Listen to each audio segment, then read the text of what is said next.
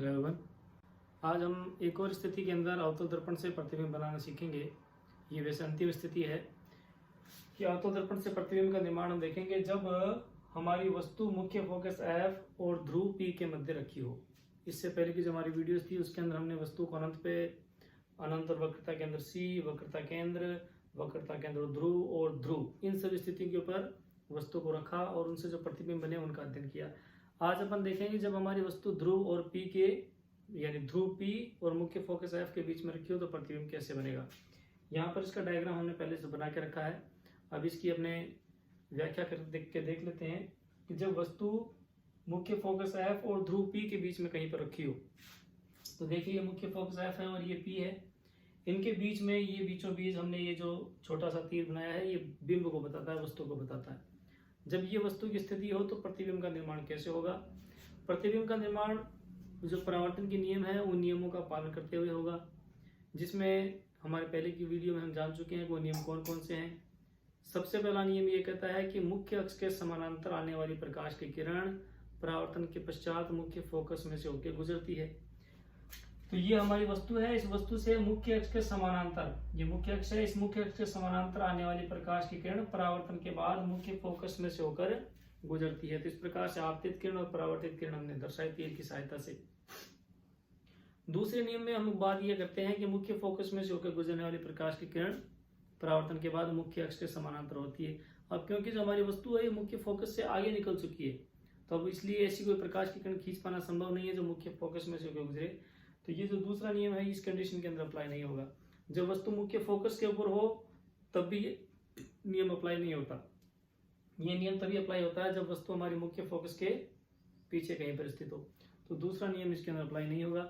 लेकिन जो तीसरा और चौथा नियम है वो इसके अंदर अप्लाई होता है, जिसमें हम ये कहते हैं तीसरा नियम वक्रता केंद्र के सापेक्ष आने वाली प्रकाश की किरण उसमें परावर्तन के पश्चात वापस उसी मार्ग से होकर गुजरती है जिससे होकर वो आती है। ये तीसरा नियम है, तो उसका पालन यहाँ पर होता है। ये वक्रता केंद्र है, इस वक्रता केंद्र के सापेक्ष चलने वाली प्रकाश की किरण परावर्तन के बाद वापस उसी मार्ग पे होकर लौटती है जिससे होकर ये आई थी।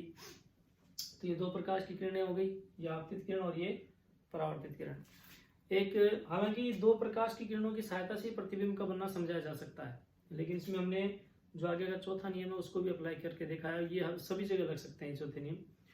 तो ये देखिए चौथा नियम कहता है कि ध्रुव के सापेक्ष आने वाली प्रकाश की किरण, ये जो हमने प्रकाश की किरण बनाई है ध्रुव के सापेक्ष आ रही है।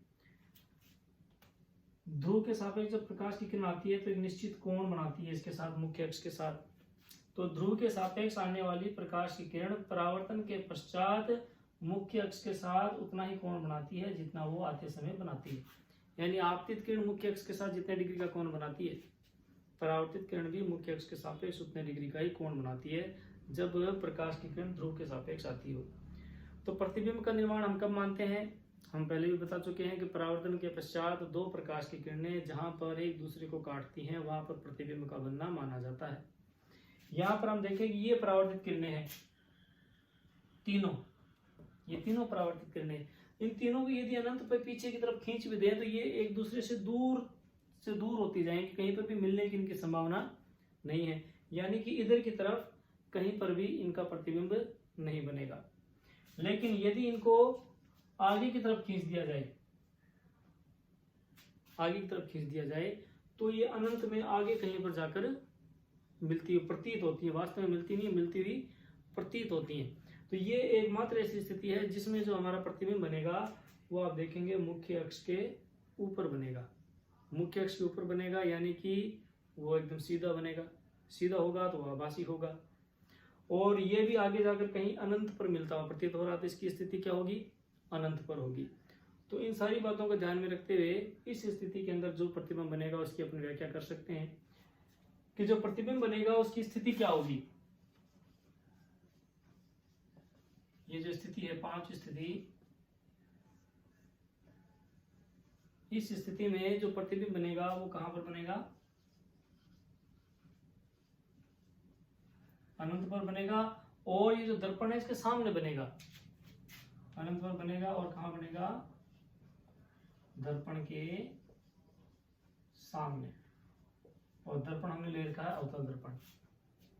अवतल दर्पण के सामने बनेगा, अनंत पर कहीं जाकर बनेगा। और जो प्रतिबिंब होगा, अब क्योंकि मुख्य अक्ष के ऊपर की तरफ बन रहा है इसलिए सीधा होगा।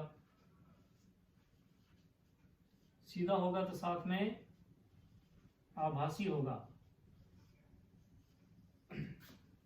सीधा होगा, आभासी होगा और वस्तु से बहुत बड़ा होगा। वस्तु हमारी छोटी सी है और प्रतिबिंब काफी बड़ा है। वस्तु से बहुत बड़ा होगा। तो इस प्रकार से ये अंतिम स्थिति थी अवतल दर्पण के सापेक्ष, कि जब हम अवतल दर्पण का इस्तेमाल करते हैं तो अलग अलग स्थितियों के ऊपर वस्तु को रखा जाए तो प्रतिबिंब किस प्रकार से बनता है, कहाँ पर बनता है, उसकी प्रकृति कैसी है। आने वाली क्लासों के अंदर हम जो बाकी टॉपिक हैं उनको डिस्कस करेंगे। जैसे अवतल दर्पण ले लिया तो उत्तल दर्पण से एक दो स्थितियों के अंदर हम प्रतिबिंब बनाकर देखेंगे और उसके बाद हम करेंगे लेंस, या फिर जो हमारा अगला टॉपिक आएगा वो आएगा अपवर्तन का। परावर्तन का तो हमने सारा देख लिया। इसके बाद जो टॉपिक आएगा वो अपवर्तन का आएगा। अपवर्तन में लेंस का इस्तेमाल करते हैं, तो लेंस कौन से होते हैं, उनके अंदर भी सेम इसी प्रकार से अलग अलग स्थितियों में हम लेंस को रखेंगे और प्रतिबिंब का निर्माण करेंगे कि उत्तल लेंस लेंगे तब प्रतिबिंब कैसे बनेगा, अवतल लेंस लेंगे तब कैसे बनेगा। वो सारी अगली क्लास में करेंगे हम बातें। अब तक के लिए थैंक यू वेरी मच।